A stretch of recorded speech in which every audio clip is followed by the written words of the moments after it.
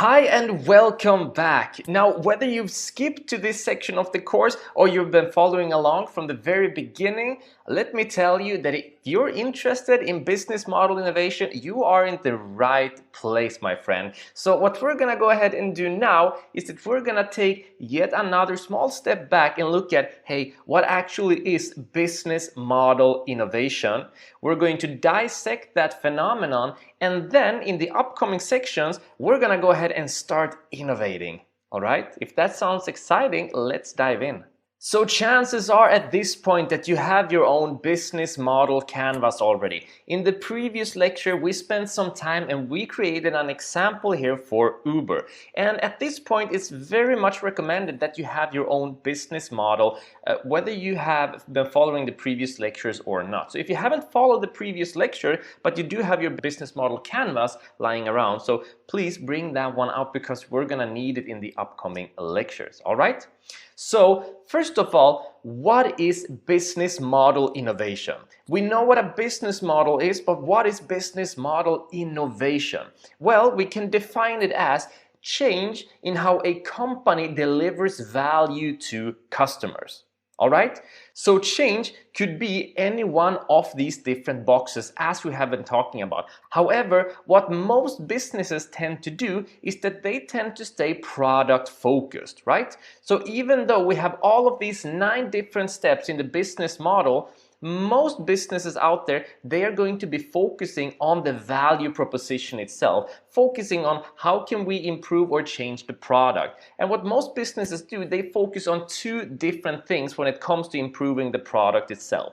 And number 1 is the pricing. And this sort of model is known as racing to the bottom. So when companies try to innovate by lowering the price and affect the business market and change their business model through that, it's gonna look something like this. You have a product, and let's say the product is currently selling at $125.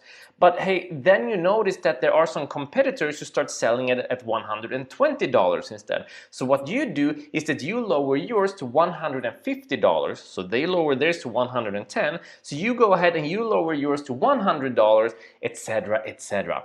Now you can probably see the problem with this, and the problem is that you're racing to the bottom, and what is slimming out here are the profit margins. And if you are a startup and you are a smaller business, you're not going to be able to compete with the big corporations out there simply because they have more resources and they have the availability of ordering larger quantities of their product, which means that they're going to have a lower price when they're ordering and creating the products, so they are going to have a better chance at having better profit margins than you are. You're not going to win this race, and even if you are winning this race, it is at the cost of your profit, right? The profit margins. As you can see, this is no way to scale or grow a successful business. But despite this, this is where the majority of businesses are competing when it comes to the market itself. And this is not very innovative.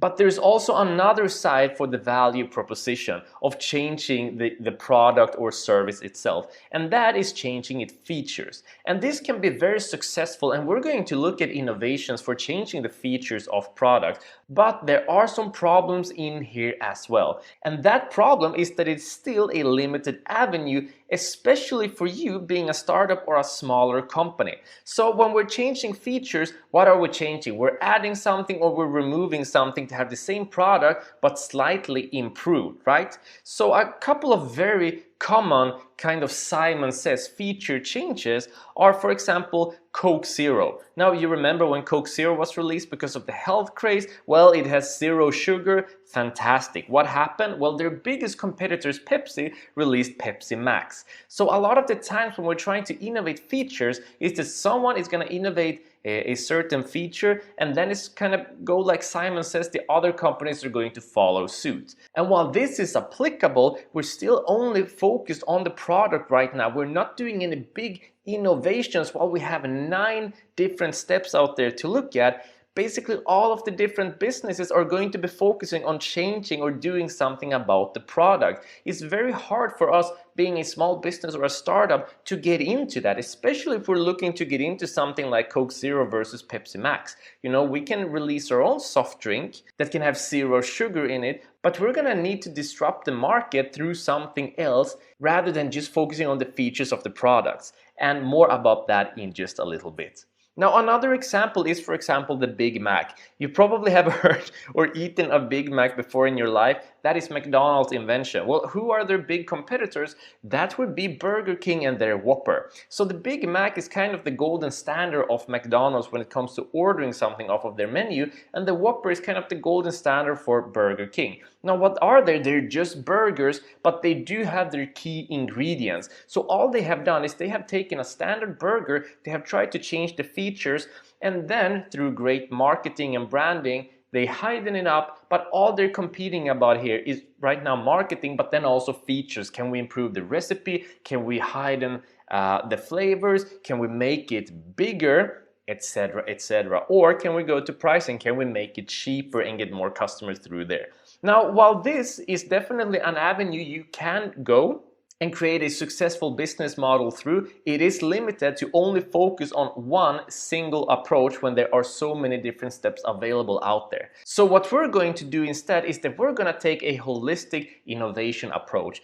That means that we're going to, instead of only looking at the value proposition, that is the product or service itself, we are going to look at all of the different steps as well. We're not going to ignore the product or the service. Innovation there is still valuable and very important, but we're going to look at the entirety. Holistic means whole. That means looking at the entire model instead of just a small fragment of the model. So why are we doing this? Why are we innovating a new business model anyway? What is in it for us? Well, the big gain of doing this is improved profit margins. We want a big slice of that cake. Now, when we're doing a startup or we have a small business, it's very hard to get into the market and get any larger sum of profitability, right? Because there are already so many people probably doing what you're already intending to do. It's just that they have more resources, they have understood their key activities, they have more key partners than you,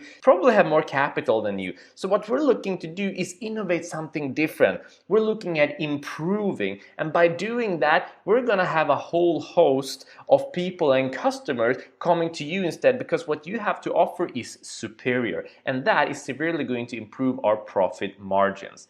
So how do we do that, and what happens when we do this? Well, something called market disruption happens when we manage to do something truly innovative. Market disruption is when we take one of these different steps and we create something new. We create a new model in an already existing market, right? So in order to do effective market disruption, there are 3 steps that we need to understand. And because this is such an important point, we're gonna go through that in depth in the next lecture. So, to quickly recap, what is business model innovation? Well, to summarize it, it is a change in how a company delivers value to customers. Now, that change could be any of the 9 steps that we have already gone through. The by far most saturated and most common way of doing this is by focusing on the product, either by racing to the bottom, trying to lower the price, or changing the features of the product or service itself. But what we're gonna do instead is take a holistic approach. We're gonna look at all of the steps to see what can we do different and come up with a new model. That's what the entire course is about, business model innovation. And we're doing this because if we can get a bigger slice of the cake by doing something new, we can have huge profit margins, and we're looking at market disruption. What is market disruption? Find out in the next lecture. See you there.